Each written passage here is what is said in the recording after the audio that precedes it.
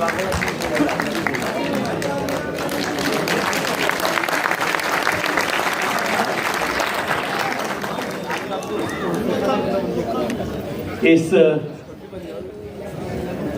73वें विमुक्ति दिवस पर आयोजित इस राष्ट्रीय समागम में आए सभी साथियों को, वरिष्ठ नेताओं को, मेरी बहनों को, भाई दोस्तों, सभी लोगों को मेरी तरफ से बहुत बहुत नमस्कार, सत श्री अकाल, आदाब।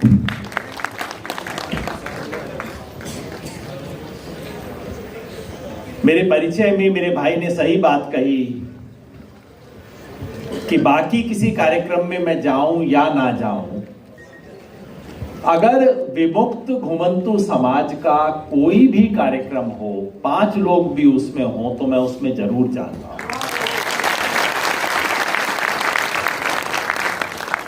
और उसका कारण है, मैं खुद इस समाज में पैदा नहीं हुआ हूं, लेकिन मैं समझता हूं इंसानियत का सबसे बड़ा इम्तिहान, टेस्ट इस बात में नहीं है कि जिस परिवार में, जिस खानदान में, जिस जात बिरादरी में आप पैदा हुए, आप उसका झंडा उठाएं। ये बात सही है, सामान्य है, होता है दुनिया में। लेकिन जब आप अपने जन्म के संयोग से अलग होके, जहां पैदा हुए हैं उस संयोग से अलग होके, जैसे एससी और एसटी की लिस्ट है, ठीक वैसे ही डीएनटी की भी एक संवैधानिक लिस्ट बननी चाहिए।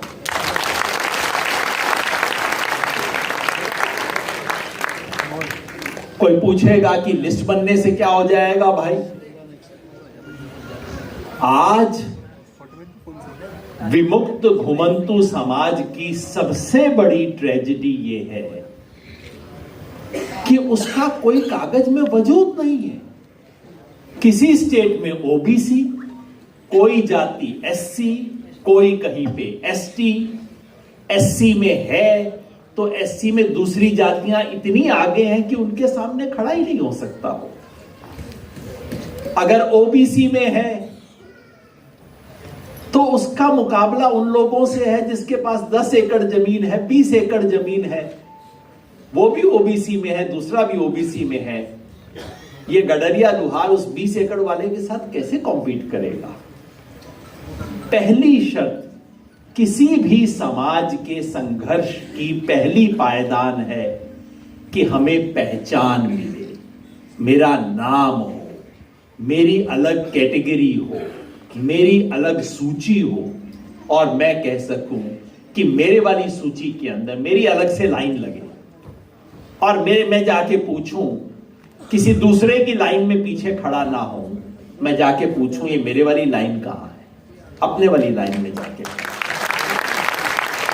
अगर बस चले तो मंत्री जी से बस ये एक चीज मांगिएगा, क्योंकि 50 चीजें मांगने में दिक्कत ये हो जाती है कि जो सबसे हल्की मांग होती है वो सरकार और मंत्री बड़ा जल्दी से मान लेते हैं कि चलो हो भी गया, आपका भी मुंह बंद हो गया, मेरे को भी कुछ देना नहीं पड़ा, मेरी जेब से भी कुछ नहीं गया।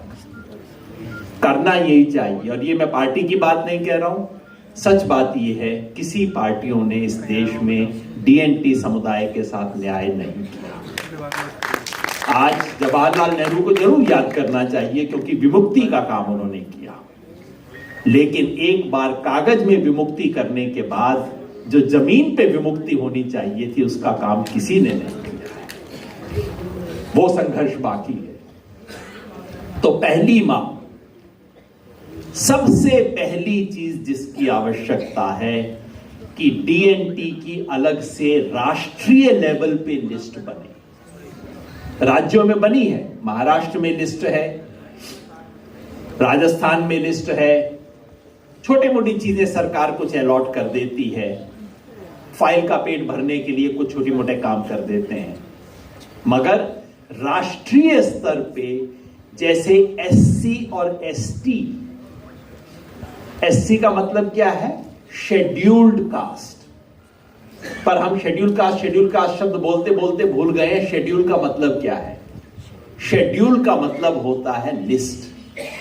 संविधान में बनाई गई एक लिस्ट को शेड्यूल कहते हैं। तो ये शेड्यूल्ड कास्ट है, शेड्यूल्ड ट्राइब है, वो ट्राइब जिनकी लिस्ट संविधान में बनाई गई है। इसी तरह से शेड्यूल्ड डीएनटी की एक सूची बननी चाहिए संविधान के।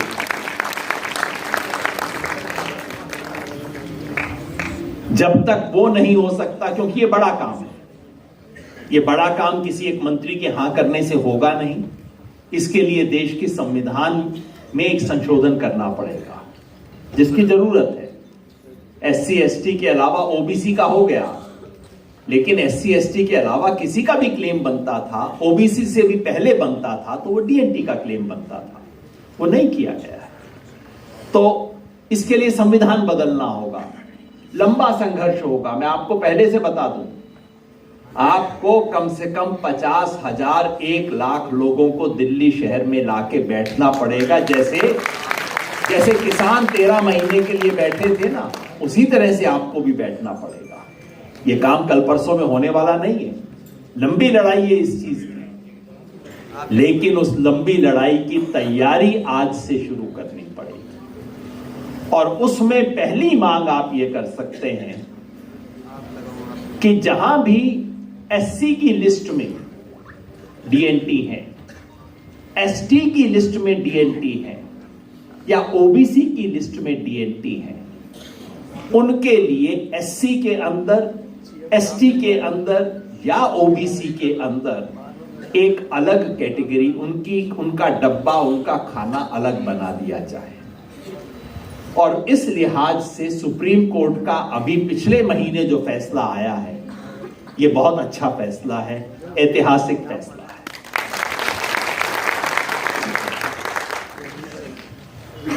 मैं 5 मिनट समझा दूं ये फैसला है क्या, क्योंकि मुझे यहां बैठे हुए हर व्यक्ति के पीछे कम से कम 1000 व्यक्ति दिखाई दे रहे हैं। लेकिन शेड्यूल कास्ट के अंदर कुछ ऐसी जातियां हैं जो थोड़ा सा आगे बढ़ गई हैं, और कई ऐसी जातियां हैं जो बहुत पीछे हैं आज भी। तो पंजाब में एक स्कीम बनी थी 1974 में, यानी जैल सिंह थे वहां पे मुख्यमंत्री, उनके जमाने में बनी थी। स्कीम ये थी कि पंजाब सरकार ने कहा कि भाई अगर हमें शेड्यूल कास्ट के लिए 100 में से 28 सीट रिजर्व करनी है, तो शेड्यूल कास्ट में जो ज्यादा पिछड़े हुए हैं, जो जैसे वहां पे वाल्मीकि समाज है, वहां मजबी समाज है, और दूसरे समाज जिसमें डीएनटी से जुड़े कई समाज भी शामिल हैं, तो ज्ञानी जैल सिंह ने कहा कि भाई 28 में से 14 कर लो। 14 रविदासी समाज को मिल जाए जो थोड़ा सा आगे है, और बाकी 14 उनको मिले जो कि ज्यादा पिछड़े हुए। ये पंजाब में शुरू हुआ, फिर यही बात हरियाणा में भी हुई। हरियाणा में भी जाटव समाज थोड़ा सा आगे है, वाल्मीकि समाज और धानुक समाज पीछे है, और जो बाकी डीएनटी समाज है वो तो बहुत ही पीछे है। तो हरियाणा ने भी ये स्कीम बना दी, फिर आंध्र प्रदेश ने बनाई, फिर बिहार ने बनाई। लेकिन सन 2004 में इस देश के सुप्रीम कोर्ट ने एक फैसला दिया। सुप्रीम कोर्ट ने कहा कि शेड्यूल कास्ट की लिस्ट में आप ऐसा कोई ए बी कैटेगरी नहीं कर सकते, ये असंवैधानिक है, बंद करो इस सबको। तो पूरे देश में ये सारी स्कीमें बंद हो गई, जिसका नतीजा ये हुआ कि शेड्यूल कास्ट में जो सबसे पिछड़े पायदान पे थे, उनको जो 2-4 नौकरियां बीच में मिली थी, वो भी बंद हो गई। पिछले 20 साल से ये ढक्कन लगा हुआ है, एक तरह से ये दरवाजा बंद कर दिया सुप्रीम कोर्ट ने। पिछले महीने सुप्रीम कोर्ट ने इस बंद दरवाजे को दोबारा खोल दिया है। सुप्रीम कोर्ट ने कहा है, बहुत बड़ा फैसला है और बहुत दूरगामी फैसला है।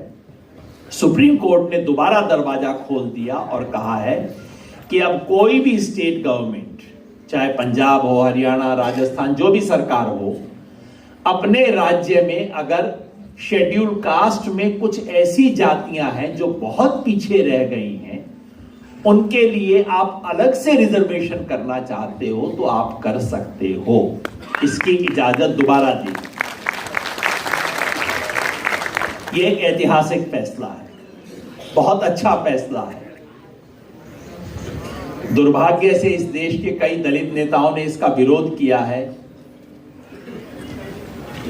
पता नहीं क्यों उनको लगा कि नहीं हमारा हिस्सा चला जाएगा। ऐसा कुछ नहीं है। और मैं आप सबसे भी अनुरोध करूंगा कि दलित समाज में जो समुदाय थोड़ा सा आगे हैं, जैसे रविदासी मैंने बोला, जाटव मैंने बोला, महाराष्ट्र में महार हैं जो थोड़ा आगे हैं, तमिलनाडु अपने आंध्र प्रदेश में माला समाज है थोड़ा आगे है, वो आपका दुश्मन नहीं है। राजस्थान में मेघवाल समाज है, मेघवाल है, एसटी में मीना समुदाय है, आगे है, ये आपका दुश्मन नहीं है। ये भी इस देश की जाति व्यवस्था के सताए हुए लोग हैं। ये भी छुआछूत के शिकार रहे हैं। लेकिन संयोग ये हुआ कि जब रिजर्वेशन का दरवाजा खुला तो वो दरवाजे के सामने खड़े थे, वो अंदर आ गए। आप सड़क के दूसरे पार खड़े थे, आपको सड़क क्रॉस करने में टाइम लग गया, वो अंदर आ गए, कोई बात नहीं। लेकिन अब दो अलग अलग लाइन बन जानी चाहिए, बस इतनी बात है। तो इसलिए सुप्रीम कोर्ट के इस फैसले का स्वागत होना चाहिए। ये ऐतिहासिक फैसला है, अच्छा फैसला है और डीएनटी समुदाय के लिए खास तौर पे अच्छा है, इसलिए कि अब अगर कोई भी सरकार चाहे तो अगर डीएनटी जैसे हरियाणा में सांसी कम्युनिटी एससी में है, तो अगर हरियाणा सरकार चाहे कि भाई सांसी के लिए, वाल्मीकि के लिए, इन सब के लिए अलग से कोटा कर दो, तो अब सुप्रीम कोर्ट की बंदिश हट गई है। अब इनके लिए अलग से कोटा बनाया जा सकता है। पहले संभव ही नहीं था। पहले अगर आप मांगने जाते तो मुख्यमंत्री कहता कि भाई सुप्रीम कोर्ट ने बैन लगा रखा है, मैं क्या कर दूं भाई इसको। अब आप जाके इसकी मांग कर सकते हैं। अब आप जाके अपने अधिकार की मांग कर सकते हो। तो मैं आपसे अनुरोध करूंगा, आपके संगठन से अनुरोध करूंगा कि हर राज्य में आपका प्रतिनिधि मंडल अपनी अपनी सरकार के पास जाए और उनसे कहो जी सुप्रीम कोर्ट ने तो अब रास्ता खोल दिया, अब आप पे जिम्मेवारी आपको करना है। सुप्रीम कोर्ट ने ये नहीं कहा है कि आपको कोटा बनाना ही बनाना है, सुप्रीम कोर्ट ने बस इजाजत दी है। अब करने का काम आपका है और इसलिए मैं आपसे अनुरोध करूंगा कि हर राज्य में आप अपना अपना डेलीगेशन सरकार के पास भेजो, सरकार से मांग करो कि उसे अब आपके लिए एक अलग से रिजर्वेशन करना चाहिए। ये संभव है, किया जा सकता है और आप उसे करवा सकते हैं। और ज्यादा बात मुझे बहुत नहीं कहनी है। मैं आप सबसे बस यही अनुरोध करूंगा, आप लोग ना जैसे मैंने कहा है मीडिया वालों के लिए, इस कमरे में कोई ना कोई, इस कमरे में डीएनटी समुदाय का कोई ना कोई अंबेडकर बैठा हुआ है। आज इस समुदाय को ऐसे व्यक्ति की जरूरत है, ऐसे नेता की जरूरत है। और अगर एक अंबेडकर ना मिले तो भाइयों और बहनों, हम सब अपने अपने तरह से छोटे छोटे अंबेडकर बन सकते हैं। एक एक पैसा अंबेडकर तो हम भी बन सकते हैं ना, एक पूरा 16 आना बनना। भाई साहब आपका शुक्रिया, आपने प्यार से किया। मेरा ना, मैं एक और बात कह दूं, जब सारी बातें कह रहा हूं एक और कह दूं। मेरे को लगता है किसी जिंदा आदमी का नारा नहीं लगाना चाहिए। इसलिए सच्ची मैं बता रहा हूं, ये ना हम इन नेताओं के नारे लगा लगा के इनका दिमाग खराब कर देते हैं और उसके बाद ये हमारे सर पे चढ़ के राज करते हैं। तो